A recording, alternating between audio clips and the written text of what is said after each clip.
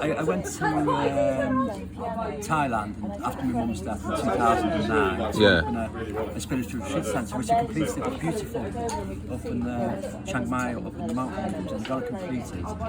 And my business partner at the time was a lady called Koo, and she was part of this big temple, the Dhammakaya. So she'd go off every couple of weeks. She should go from Chiang Mai down to Bangkok, go to her little retreats and everything and stuff like that. There's one place I was working really hard, and she used to show me the pictures of it, and I go, no, that's a cult, Alan, I'm not going anywhere near that. She said, yeah, I've got an idea of that. Yeah, I don't have any wish. And something happened this weekend where I just went, I was really tired, and I said, are you going? She said, I'm going to meditation this weekend. I went, that's very nice for you. I said, I'm coming. She went, you always say you're coming and you always cancel the ticket. I said, no, I'm coming this weekend, believe me. So I didn't have a clue where it was going. I went to Bangkok, and a magical thing did happen at that weekend, sometimes, which they invited me to a meditation retreat up in Loy in Thailand. I went to that. Then from that, I was the only Westerner, and it was high-profile people, a lot of high-profile people at this retreat. And then the abbot, a message was sent through, long pause, asked you to, they've got a big ordination next year, and they're going to ordain 1 million people over 3 years. And the first programme was 100,000, and Lampard's asked you to come and ordain. And at that time, the retreat centre that I built was basically, it wasn't happening. There was a lot of trouble with infrastructure. Biocom was being built. They were stripping and burning a lot of fields, and it basically wasn't happening. We were building a new road to the village, and it was closing me down for 6 months, at least, in 12 months. So I thought, right, what do I do? I go to Chiang Mai and join the rest, the Farang and drink, or I go and learn more about meditation as a monk. So I took that road. So I joined the ordination program. Yeah. And it was amazing. Yeah, it was just like, and that's where the whole story began. Like in my camp, there were 100 of us. Yeah, and it was a temple called Wat Phra.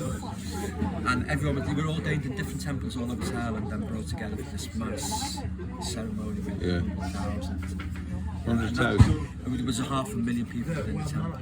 Yeah. And at one point, I had 4 million followers because I was the centerpiece that put me on the television. 4 million followers on what? I'm basically following what I was doing. Right, yeah. I had people, one guy came from America, I had to join because he'd seen me on the television. One guy came from Ireland because he'd seen me on television. One guy came from Malaysia because he'd seen me on television. Yeah.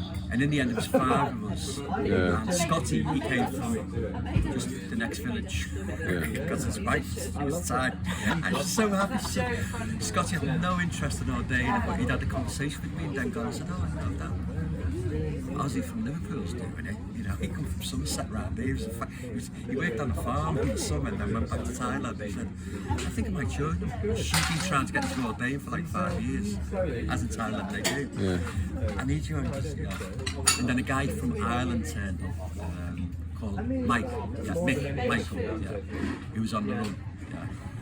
I think there were 6 of us part of this big ordination. So you were pushed into the front as a sort of Westerner. Yeah, to I was initially the only one. Yeah. And then as it went on, I tried to leave on 3 occasions, and every time I tried to leave, like I just took fright the first night there. I thought, I was on my own, and I'd seen all the programme, and I was going to leave, and Lumpy came out. That was when the monks said, oh, Oszey, we've got someone's coming, and the Westerner, they're coming from Ireland, can you stay and help them? Yeah. And I went, okay, yeah. So who's that guy? Lumpy is like, that's the word for lumpy, yeah, Lumpy. Yeah, alright. We call them Lumpy. Okay. That's how, between monks we'd say Lumpy, yeah. Right. Or lay people would say Lumpy. Yeah. So Lumpy came and said, oh yeah, there's a guy coming from Ireland, can you help him? So Podge came from Cork or somewhere. So I was looking after Podge, and then Podge was leaving, and then I got jittery again, and I thought, oh, I'm not going to stay on my own. And then they went, oh, we've got a guy coming from America called Earl. Oszey, can you look after him? So I was like, okay, I'll look after Earl then. So Earl came, and he'd see me on the television. And then the Malaysian guy came, and then Scotty turned up. So basically, straight away I was looking at these guys and mentioning them. So what was their overall aim then? You know, just get everybody in the world meditating or something like that? It was changed to it. No, unfortunately, it's a very deep, it's a very problematic organisation within Thailand and its politics. It boils down to, if you research red shirts, the temple are red shirts, and it took me a couple of years to really work that out. This is what this is about. Buddhism is their, obviously being in Thailand, is their big front. Religion is very important. It's the king, it's the government, and it's the religion. So obviously, without getting they were trying to create a new government without the monarchy, and religion is very important because they needed a temple, and the Dhammakaya was going to be this new temple. So we were actually a true Dharma army. They were developing a Dharma army. We were trained by the Thai police and the Thai army. People say, "Oh, just be sitting on the street meditating." Now it was like we were physically being trained. Very strong monks, headstrong monks. So yeah, it's very interesting. Multi-billion-dollar organisation. It was like childlike. Right. All right, uncle, like, yeah, you know, you call it your favourite uncle or your favourite, you know, and it's like, okay, so I had that amazing childlike thing with it. Yeah. Not taking on the importance of what our relationship was. Yeah. And a bit like, once again, like kids, something bad happens and then they hide it, and like, you know, so it's like that. So like I'm growing up now. And then the other monk that said to me, bamboo. He said, you bamboo. Strong old bamboo. And I was like, what's strong old bamboo? He said some bamboo. He said most bamboo quick, grow fast. He said some bamboo 5 years come out the ground. He said even sometimes 10 years come out the ground. He said that's strong bamboo, best bamboo. He says you that bamboo. And I get what he means now. It's sort of it's like a growing up period. So within the Dhammakaya, it was very childlike. Yeah, very innocent, not understanding really what was going on and what my connection was, not understanding the importance of the meditation and what I was seeing and why he wanted to see what I could see. Because I could get to the centre. Very few people could get and open the centre, and I just understood it so naturally, like a kid. You didn't really have to try. Beginner's mind, maybe. No, it wasn't, because it goes back to Mangala. When I first went with Mangala, and he said the whole thing about like he watched me and he went like set the shrine up. In 5 weeks, I gone through a meditation progress with Mangala and learned true forgiveness and compassion. And I was like, wow, something really bad had happened to me. Just within 5 weeks of being with Mangala in that little room in Hope Street, I'd learned compassion and forgiveness. And I was working with the shrine, and he watched me and he said, "You've done this before." I said, so it's that past life. So Lampornia about the past lives, you know. Hence when I came in, he knew I was in that day I first went to the temple. He knew I was there. He knew about me. He sent people to find me. That's a different story. Yeah, tell us a story about the mythology and that. So when obviously I was in the Dhammakaya, I had this massive breakup with the family. Now it's 15 years ghosting, and we've got back together. So it was all very raw. So finding the Dhammakaya is finding this new family, finding these people that love me and support me was so important. But the main message behind that was like the Dhammakayas come from a different universe, and even with Tibetan cultures we know about the universe, what's it called, the different levels, to heavens and all. Different heavens, and they come from a 7th level of heaven, and coming down to earth, they'd come down to earth to save Earth. Basically, it's all gonna come from Thailand, and that's gonna be the place that will save the Earth. But as we were coming down, Mara hit us and bounced us off. So I got bounced off, and I've had past lives with the Dhammakayas, and I got bounced into Mill Road Hospital in Liverpool. into Oszey Calland. And she gave birth to me, and he said, that's why you've never really connected, you've been disjuncted. There was nothing to do with what I found out about trauma as a child, but maybe what happened. He said, you've never been happy with them because you were never meant to be with them, but somehow Lompar's calling you all in. There's a million of us. He said, there's a million of you out there, and he's calling you all in. Hence, it was a massive national department that was like a huge amount of money was going into this to call us all back in. And we were being called back in, to the Dhammakayas. So that's what the story was. And what's the aim internationally and all that? The aim is to bring, basically, at one point, I was part of an international meditation program, and they were aiming to have 230 Dharma temples around the world. Yeah, I think they got about 70. So basically, going to have one. I referred to them in the end as being like embassies. When I got more going, I thought they're going to be embassies. Yeah. You know, this is this new government coming in, and they're going to be embassies. And hence, like when we started this international meditation program, like there was already 50 established centres around the world, and that's where that leaflet went off. You know, and there was about 2 million copies of it. With your picture on? With my picture on. And when I went in the office that day, and I went like, oh yeah, but that's a bit of a weight on my shoulders. Changed the way. But there was a lot of controversy around it. Millions, I'm talking about tens of millions of pounds went into this programme. It was like open checkbooks. It was just money. Because the richest people in Thailand support this temple. And that was the whole idea, to spread the Dhammakaya around the world. And they believed the Dhammakaya would, and they still do. One of the greatest things I learned from them that happened with me when I was trying to get out, I had a conversation with someone, and I can still hear the words she said to me. We were talking about another woman who they couldn't get to bow and give. We talked about the soul to them. And I can still see the place where she said it, and she said, oh, we have patience. Dhammakaya is a very good patience. We wait and we succeed. And I just went, you talking about me? And it was like, bingo. Oh.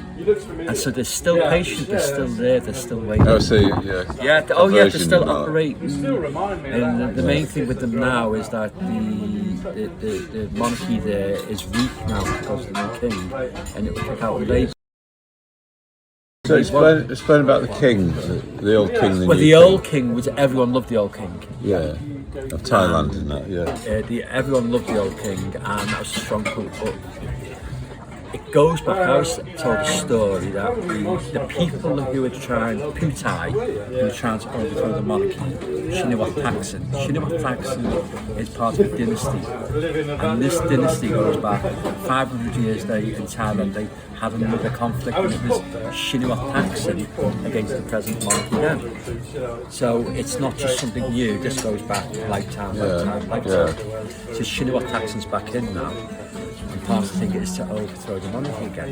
Right. And then once they can establish Thailand as a Dhammakaya foundation, as a pillar, then they can spread throughout the world. And that's still the aim, to bring that type of Buddhism and their teachings, the Dhammakaya tradition to around the world. So it's still ongoing, it's not finished. Even after the storming in 2017. 3,000 army and police stormed the temple looking for the abbot, who went right through it, but then came out, they've left it. We don't know where the abbot is. Some people say he's in I always thought he'd got off to Germany and he might have gone to Germany, but there's an underground city in there. But there's certain places they would. So why were they looking for him then? Because embezzlement. Because they basically defrocked him. He's been defrocked, sort of through the Sangha, the greater Sangha in Thailand. But they wanted to catch him and physically defrock. To try to break it down. It's a lot to go into. You've got to research it. It's very controversial in Thailand. A lot of people are really frightened to talk about it in Thailand. They're fearful. Because of the consequences of this type of stuff. But generally I found when I'm looking back now, I can see the politics and I can see what went on, but the amount of good-hearted goodwill people in there is like in abundance. Yeah, And it's always a minority. You got connections with Hitler and stuff like all these stories going around. You could never use the word supernatural within there, but very interesting when you go back to find out what the true purpose. But people talk about the Moonies, they talk about like obviously Scientology. There's once again multi-billion-dollar organisations with the same ideology. I would say they were very much evangelist as well. Very strict rules. Which I don't think we could all live by. And that was always my question. I used to say, like, okay, if you get this control, if you take over, do you really think that generally people are going to live by your precepts? We're all going to stop alcohol. We're all going to believe we'll go to hell for drinking alcohol. I love Thai people, and I thought it's a bit like this festival. What they just think we were all going to hell in this festival. They just think we were so degenerate. And that was always my and there's lots of flaws. It was very interesting, like in their books. They always depict, it's very interesting, they depict this, you go to a place beyond Nirvana. Nirvana's a lower level. Really? So you go a place beyond Nirvana. Interesting. You go a place beyond that. When you go to this place, it shows you all these beautiful people, and they're white. This is where the whole whitening thing in Thailand comes from. The paler you can be, the more pure you are. And all the men had grey hair. Now if you go to Thailand, no men have grey hair, they're all black and they're all brown. They're all different shades of that colour. But in their pictures, and also what they had was like these beautiful white glowing people, all clean. And Mara is depicted as sort of, they were black and they had afro hair with big teeth and horns. And they had a big problem was because one of the monks went to, where was it? It was one of the African islands. He went into Africa. And basically, Mauritius. No, it wasn't Mauritius. Oh, which one was it? Yeah, I forget. But basically, they brought some people back, some guys back to be as monks. But of course, what did they have? They were black with afro hair. So the first thing when they picked these books up, they went like, "What's this?" They went like, "Are you saying that we are the Mara? We're the dark ones, we're the black ones?" And it was just they were trying to hide the books at first, and these guys come over. They were like, "We can't have that," and it was like sort of things like that. And you realise these people haven't got a clue. They talk about control, but they don't know anything about the world. They don't know anything about it. Just to bring like people of colour in with afro hair and then show them a book and say, you're the bad guy. Actually there's a picture of you and it's an identical picture.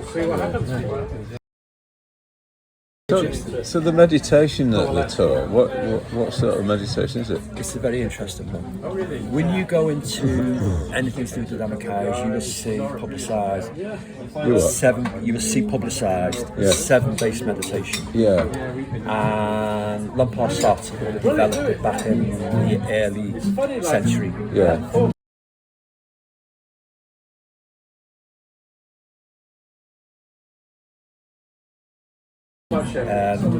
So everywhere you go, middle way, seven base meditation.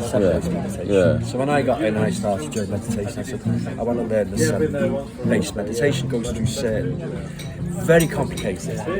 They talk about measurements. You go to different levels, and then you use terminology like to do with like a bull or a growing season within Thailand. And so for a Westerner, you're looking at it, you're reading it, you thought, like a wa, like you have to go 4 Ws, 7 Ws. What's a wa? It's a growing cycle of rice or something. Or, don't take this like literally, but and something to do with the grazing bull. You want to teach Westerners? We haven't got. You're talking about these Ws, what you're going to. And I thought I want to learn the 7 base. Did you learn the 7 base? What they did do, they would do a meditation, which I found out later, which is not too good.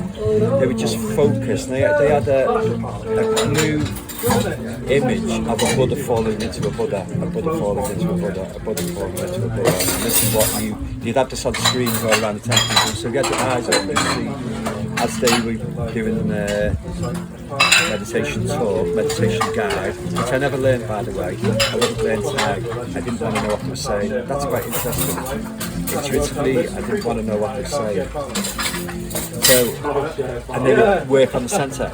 They would just go straight to someone's centre, solar plexus, straight to solar plexus. And I learned later this is about control. When you just go to someone's solar plexus, you're working on control. If you're not going through the specific channel, and you're going to the centre, opening their centre, like chakras, it's actually detrimental to the person, and you could be controlling and manipulating them. But I did manage to learn the 7 base through an English monk. He got me aside. He came from Manchester. Yeah, Dhammakaya Centre in Manchester, just outside. And he taught me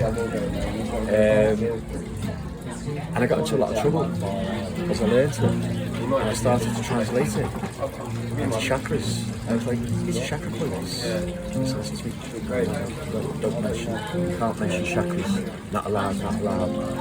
And I actually started to, I researched all the bases. I understood where they all were. I had drawings with lines and thought, yeah, that's the third eye. The amygdala is a very important one. I actually got to I thought, that's the amygdala. I got to the amygdala. I understood the throat. Understood the sacral, understood the solar plexus, and there was one missing. And I come to the point. I said, like, why have you not got the heart in there? There's no heart. You know, it's a very important one. So I started to teach that in my classes, and very quickly was shut down. Yeah, I started to use song, music within the meditation, because the Westerners really, when they come, we've done the centre meditation. You never taught them the 7 base. They never got it. You know, they were like, we just meant to sit here for an hour. So I started to do a guided one, and I was taking them through the 7 base, but with the heart. I started to translate it. I call it my 8-point meditation. Right. And that got me into a lot of trouble. So at one point I just stopped, and I lived in a garden for 3 months in a tent, in a retreat house. I wouldn't move out, and I talked to comedians. I talked to comedians. I developed this like relationship. Chameleons, yeah, I got chameleons and snakes, spiders. So I stopped teaching there, and Lumpy let me do it. Like when I say Lumpy, the monk that was running the house, he allowed me to do it. I had little tents, little one-man tents, in the back of the garden, and I was living there. But I wasn't allowed to teach. Right. Yeah, and I don't think it was Lampard that stopped me.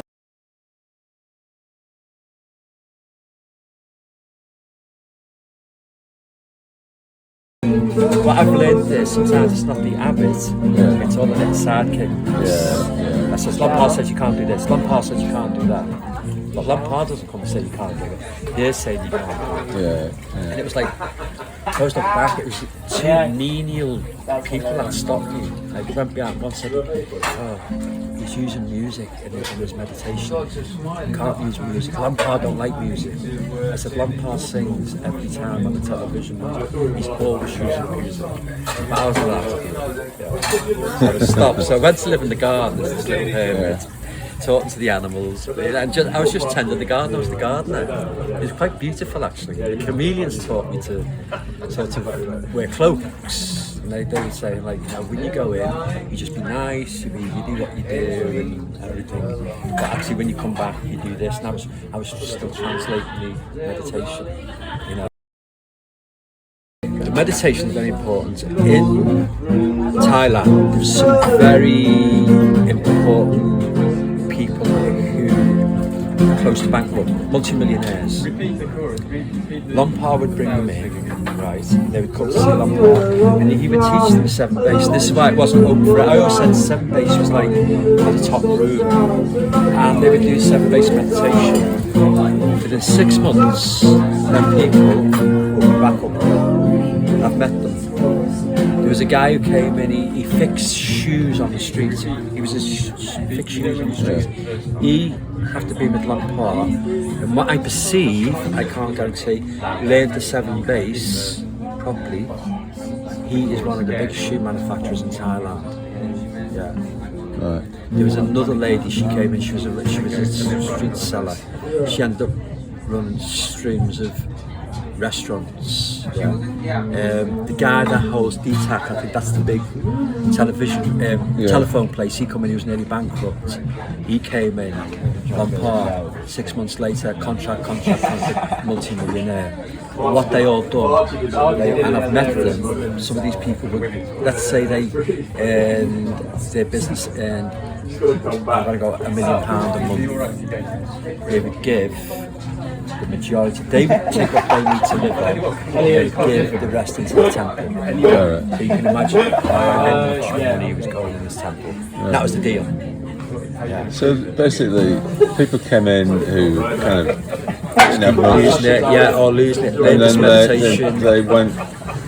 And they would then be affluent. They went through this thing. They were validated as having gone through this thing, and then they were kind of given positions. Were they? Yeah, within the temple, they would become them. Well, it was a bit like the Masons in a way, like yes, very much like the Masons. So you know, if you're at that level, then everyone's shaking your hand and all that sort of thing. Everyone had the business interest. So you become like everyone's friend, and everyone is helping you to be successful, and then the money that you make, most of it goes to the temple. Yeah, like there was a very famous one. She had up in Khao Yai, she had a vineyard, beautiful vineyard. She was married, producing wine, very good wine, very rich. And her husband passed away, and she comes to the temple, and Lampard gives the blessing, does the thing with it and everything. But basically says you can't do wine anymore, we just want grape juice. So she just the whole documentary of pouring the wine away, doing away grape juice. She ended up on the streets. She lost everything. Yeah. Another guy that was always trying to get in the temple and really wanted to be part of it was Red Bull. Chang guy. Chang guy was always trying to get in, but Lampard said no. You have to change your business. Like, I think he started doing water. You have to do water. And what was it in? Give you alcohol up. Red Bull. Yeah, I think Chang is Red Bull. Isn't it? Yeah. Right. No, it might be separate. It was the Chang guy who has Chang. Okay. Richest, and coming in. He said no. He said if you want to come in, you've got to stop. You can't do beer anymore. You'll have to change your business. Okay, right. Yeah. So that was it. So really high level people coming in to the temple. Yeah. And a lot of money, and it was through the 7. They were learning the 7 bass. So of course, if I then this scout comes in and translates it, and goes, and I've actually worked with people, and I've actually it's a bit like the change. TM where they give you a different mantra. That's it. Yeah, exactly. It's more experience. In fact, they were quite they were okay with them. I put prayer flags up once in the retreat centre. I was told to dip them down, take them down straight away. But TM, they were with them. And there were certain monks that would come to Tibet that they were okay with, but usually rich ones. Like we had an Italian monk came, and he would have his entourage, multi-millionaire. He'd come in an entourage of Italian millionaires that would basically. I was there once, and a Maserati dealer from Singapore came. Who? Maserati. Top Maserati dealer in Singapore came, and I was there, and this guy, $1 million check. That was how they got here. So all this money was coming in. Everyone was part of Dhammakaya. At one point, it comes very, very close. Like I said, when Lampard Tatachiva, when they had the school system, they were so close to getting what they wanted. Getting what they wanted to control of Thailand. Control of Thailand. Really interesting. Yeah. But like the memories are coming back now. But it was through the meditation. I use that meditation now, and I get through a lot of things. It doesn't bring me riches and abundance, but it brings me. What is it then? Is it a bit like a chakra type thing? It's like chakra, you're opening up different aspects of you. I go through like like I said, I involved the heart in it, you know. Like, but then some monks did. Some monks said, "Oh, this is brilliant what you're doing." Yeah. It was just two-sided things, and you know, what you were doing basically through the centre. We were entering a realm, it was a different world. You were expanding, you were opening up. And I'd love to go back and find that moment. Bringing in that thing about the Buddhas collapsing into. Yeah. Well, I could do that. I could actually. This is what he was fascinated about. So you visualise it like Buddha. Yeah, Buddha, a gold Buddha going in, and I had the ability to do that. Collapsing into your centre. Yeah. They used to come and film me. Right. It'd be meditation, and they'd literally be like that, and that'd go to Wat Phra. They'd be like and they'd be watching your facial expressions. They'd be watching where you are, and you'd be there. That's why I can't go for this. I was always around about an hour. I couldn't do an hour and a half, and they'd have you on film. Yeah. And they'd want to see what was changing, and then you could tell if you were in deep meditation. Yeah, and then when you come out, so it's a bit like a visualization of bringing the Buddha into yourself. Bring the Buddha in, and then what do you do with that? Then it would expand. Like for me personally, I would always find these crystal fields, these amazing crystal fields. Like I found it the other night. It was slow. Say that again. Crystal fields, just crystal. Just imagining crystal, like. Okay, so Pure Land Buddhism talks about like jewel.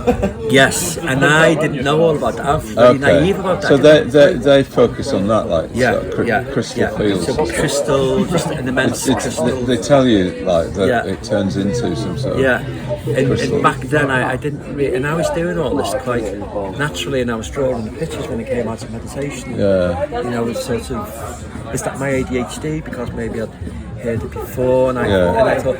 At one point I was like, "Oh, you're being subjective because you've told me to see gold Buddhas. I then see gold Buddhas." This is the whole thing about psychology and spirituality. You know, okay, there's an answer to that because they've sort of suggested you think maybe I've seen it. Yeah. Well, but it's a kind of it's a sort of abundance meditation, really, isn't it? It's exactly like you bring the Buddhas in, and then it's like it's going out, isn't it? So and it's coming right into your centre here. You know, if you go to the secret, so it's a kind of it's almost like Nichiren, chanting for a pause type thing. And this is what they all their monks. Kunyai, who was the founder, she was a literist, and she said for us to be established in the world, all our monks have to go out and get not just a degree, they have to get a master's and doctrines, you know, PhDs. Right. Like the monk I had. That's like TM. Yeah. And Science of Creative Intelligence. So they'd send them out, they'd pay for all these monks to have all this education and bring them back in. So my monk, Lumpy, he had his masters. He was a Louis Pasteur doctor.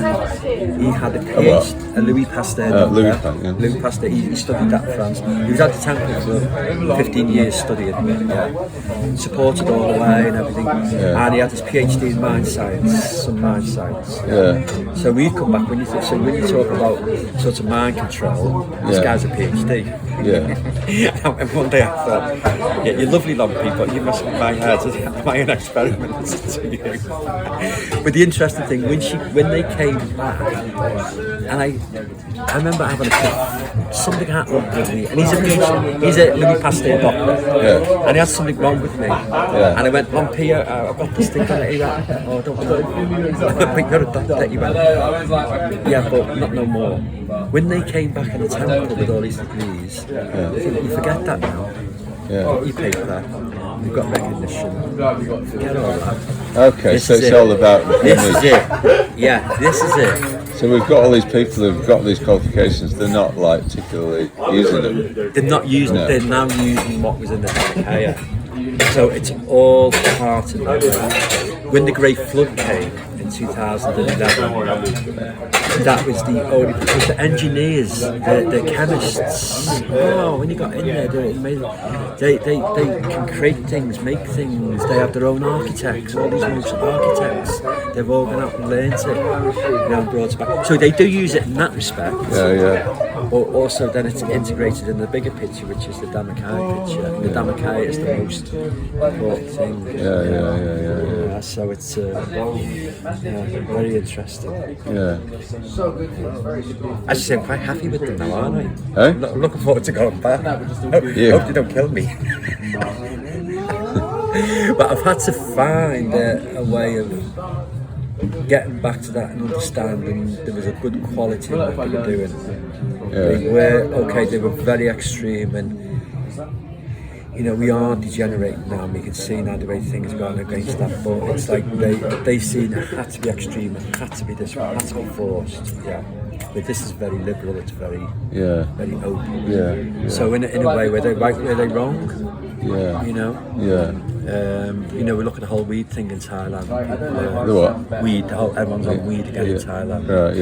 This present government have put all the weed back, and they would never allow that.